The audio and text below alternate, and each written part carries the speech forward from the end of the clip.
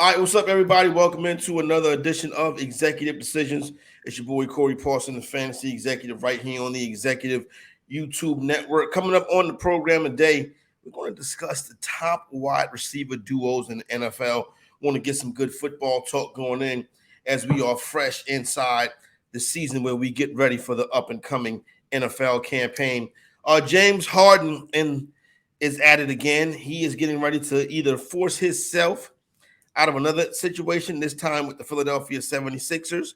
It looks on the surface as that is the case, but as always, the exec is going to take a deeper dive into the situation. And as far as some media stuff, I want to get into the situations going on right now. ESPN, what they're doing with their NBA program, and obviously Undisputed and FS1 putting programs together for the upcoming season for Skip Bayless and that big-time program they got over there. I want to thank everybody for hitting that subscribe button, for liking, commenting, stuff like that. Continue. Tell a friend to tell a friend. Hit that subscribe button. And as we get ready for the upcoming season, don't forget, check that description box. You want to play fantasy football, there's plenty of price points where you can get in and win some cool prizes. And also, I'll be setting up a YouTube subscriber league. So hop in the comments and let me know if you want to take place in that, and we will get that rocking and rolling. I want to start, as I mentioned, discussing the top wide receiver duos in the NFL as we go into the 2023-2024 campaign. Now, the criteria that I have put together for this conversation is basically this: wide receiver 1, wide receiver 2, or wide receiver 1A, who are part of the top duos in the league, right? Now, how do you say top duos in the league? Your own personal statistics, what you do individually, each wide receiver, as a group, as a combination, what you bring to the team, right? What you bring to the offense, how big a part of the offense is the wide receiver room, is that duo, and obviously, how much does the duo of wide receivers impact how the other team's defensive coordinator plans for the game? So we got the top 7 right here. And at number 7, I'm going to go with the Los Angeles Charger duo of Keenan Allen and Mike Williams. LA Charger duo of Charger duo of Allen and Mike Williams come in at number 7.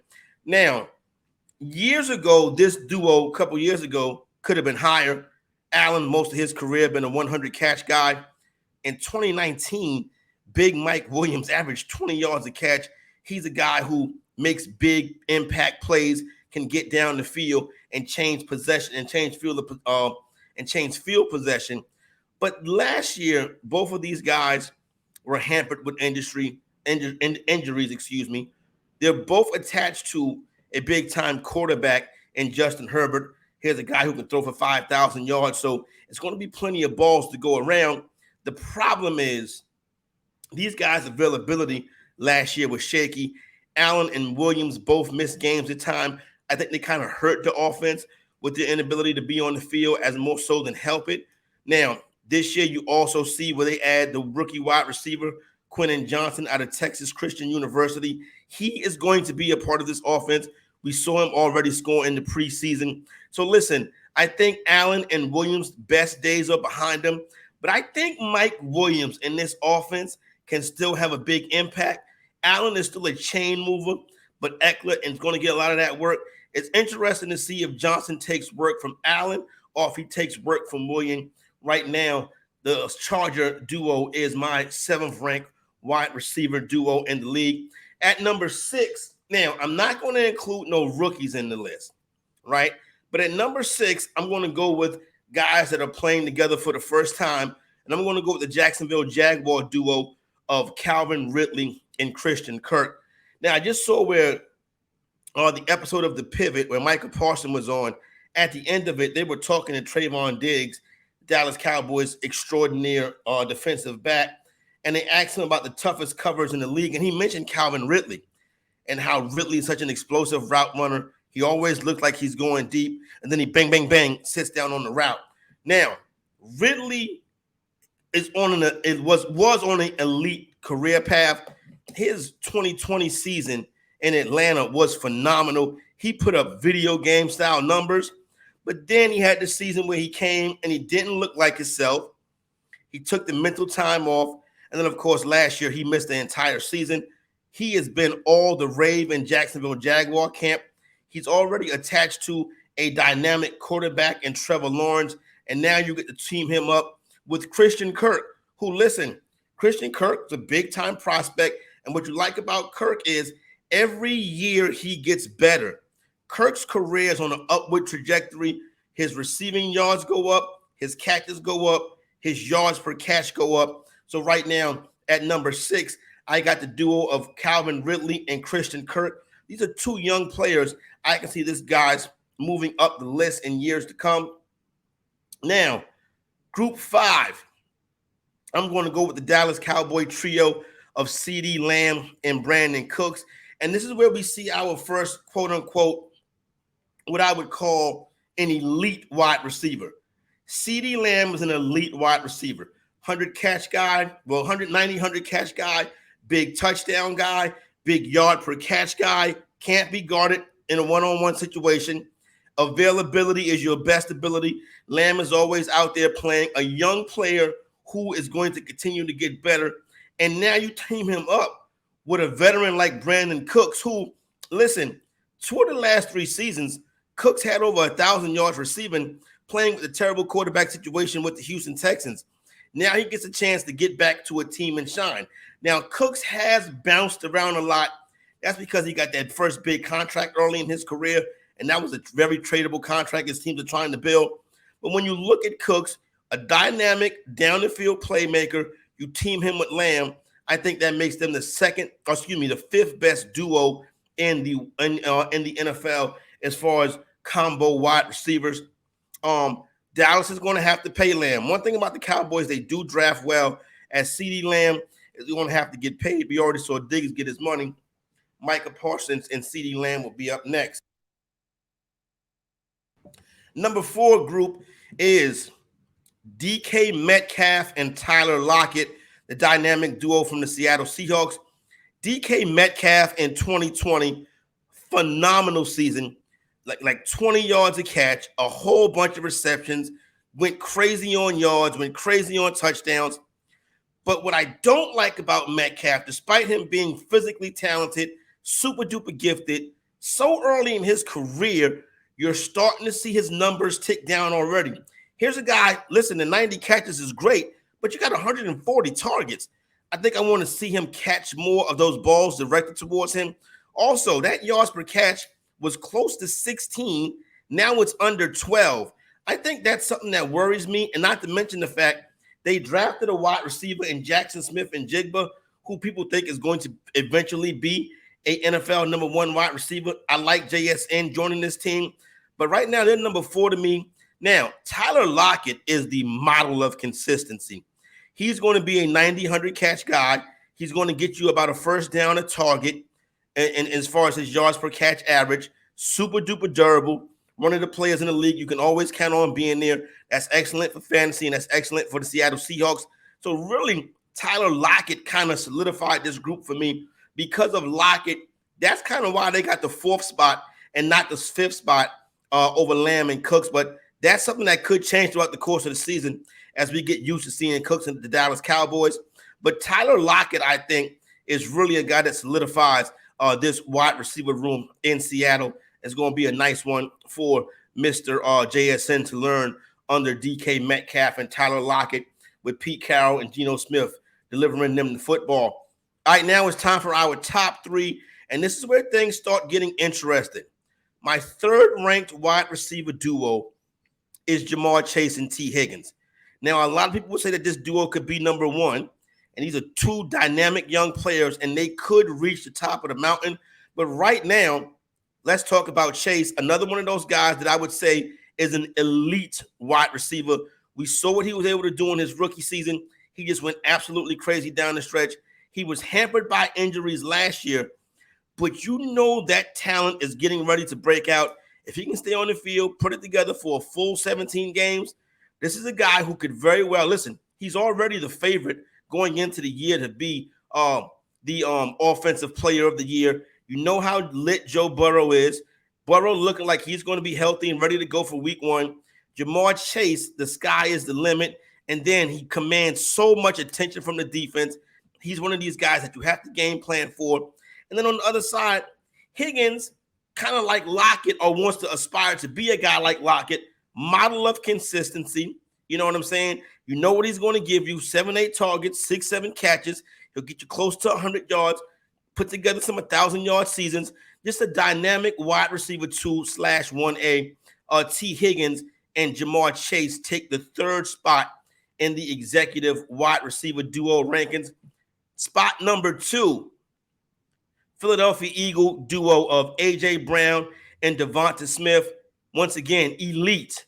A.J. Brown is an elite wide receiver, perfect style wide receiver for the Philadelphia Eagles. He can move the chains. He can make the big plays. He can rack up receptions and yardage. A.J. Brown just had a fantastic season last year. A guy that can come in around 17, 18 yards of reception, a real chain mover, a real big play threat. And then you got DeVonta Smith, who can control the middle of the field and the seams. He can also get outside and get deep down and get some deep routes going.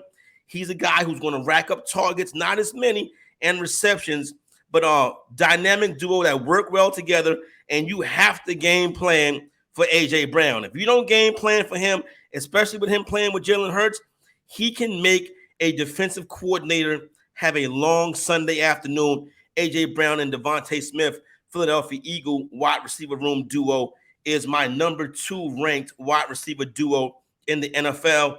And my number 1 wide receiver duo is Tyreek Hill and Jalen Waddle. Once again, that word elite. Tyreek Hill is elite. He is a defensive coordinator's worst nightmare. A ton of targets, a ton of reception, yards after the catch better than anybody in the NFL. So Tyreek Hill is who I think is the best wide receiver in the league, probably between him, Jeff, and of course my man Devontae Adams. So Tyreek Hill is number 1. Jalen Waddle, this guy's just been getting it done since he's come to the league. A target monster. He catches everything. He stays healthy. He gets you first downs, gets in the end zone as well. You pair him with Hill. Both of them are guys that can give defensive coordinator nightmares. So Jalen Waddle and Tyreek Hill take the top spot in the executive wide receiver rankings. Once again, let's go through that list. It is Keenan Allen and Mike Williams. Then you got Calvin Ridley and Christian Kirk, followed by CeeDee Lamb and Brandon Cooks. Then you get DK Metcalf and Tyler Lockett. Then it is Jamar Chase and T. Higgins with that 3rd spot. This is where things kind of got interesting. I had to move a couple pieces around. Then you see A.J. Brown and DeVonta Smith, followed by number 1 duo of Tyreek Hill and Jalen Waddle. Now getting ready to hop in and change gears a little bit and talk a little NBA. We saw last week where the Christmas Day schedule was released. If you haven't checked it out, I did a video on it. Go down there and check that out right now. Give it a like if you haven't seen it yet. I also seen where opening night in the NBA this year, you'll have Lakers and Nuggets in a rematch of the Western Conference Finals. The Nuggets will get their rings with LeBron James in town. The nightcap that night, a game we've been waiting for a long time now. The Phoenix Suns go to Golden State to take on the Warriors. The significance of this is Kevin Durant in the Chase Center for the first time, going up against his former team. So if everybody is healthy, they don't get injured in the offseason or the preseason, knock on wood. Hope that doesn't happen. Kevin Durant will get a chance to receive his flowers at the Chase Center on opening night this year. Now, as far as the drama, you already know who it is. It is Jimmy, Mr. Beard, James Harden. Earlier today or earlier this week, depending on when you're watching this, Harden was in China for an event. Like the NBA players have a lot of events in China. And he said that Philadelphia 76er GM Daryl Morey is a liar. Then he said, I repeat, Philadelphia 76er GM Daryl Morey is a liar. And he doesn't want to be a part of any organization that Daryl Morey is a part of.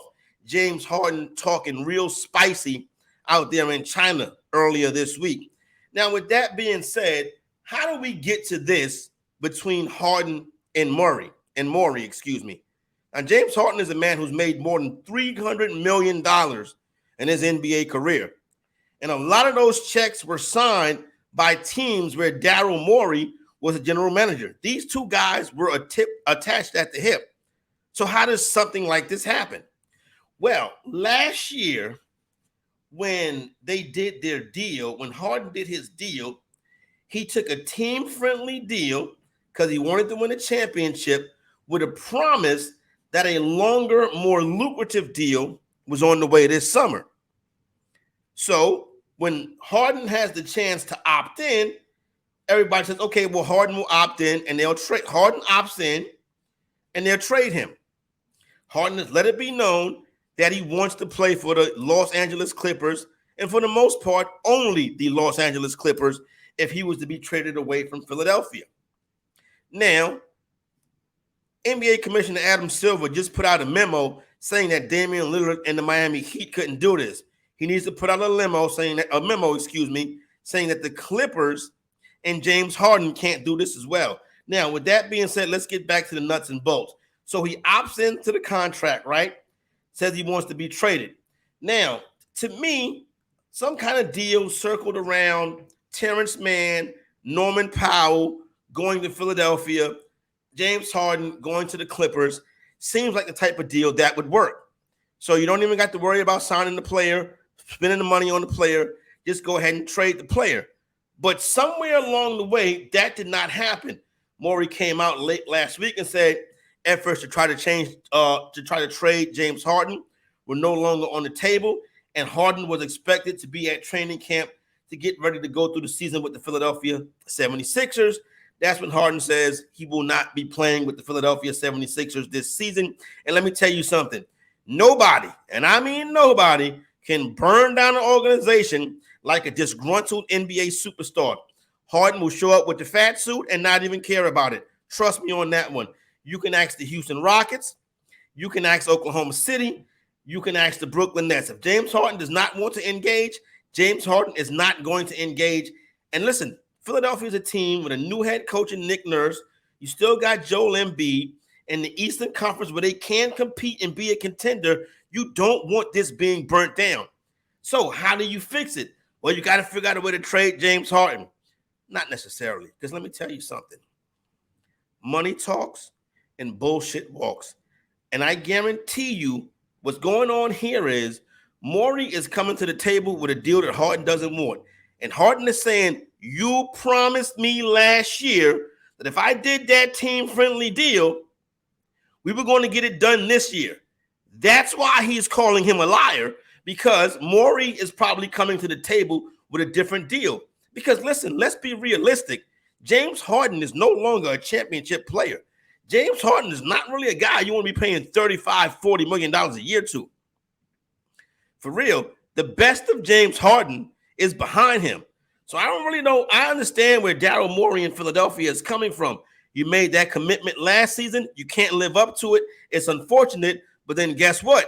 When the player goes to China, of all places, and calls you a liar, it's something you got to take on the hip. Can it be fixed? You're damn right it can be fixed. If they get in there and they hammer out the kind of numbers that James Harden want, him and Daryl Morey will be in the locker room, in the pregame, hugging each other, talking about how much they love each other. So trust me, it could happen. It will be interesting to see how it plays out. But this NBA offseason drama can always get real spicy, extra spicy. But I tell you one thing, when that money start talking, all of that, you a liar and you this and you that, and I don't want to play with you no more, all of that is going to go out the window. And I expect that to be the case between the Philadelphia 76ers and James Harden. Philadelphia is not going to let them not going to let Harden tear this thing down. They're either going to pay him or figure out a way to get him to where he wants to go. It will be very interesting to see how this plays out. Everybody says, oh, this is going to get real nasty. This is going to get real nasty. That's the same thing they said about Jonathan Taylor and the Colts. He'll be at camp this week. When it's time for the money to talk, people tend to change their moods. Before we get out of here, I want to wrap up. I want to talk, didn't get a chance to talk about the latest moving and shaking in the sports media landscape.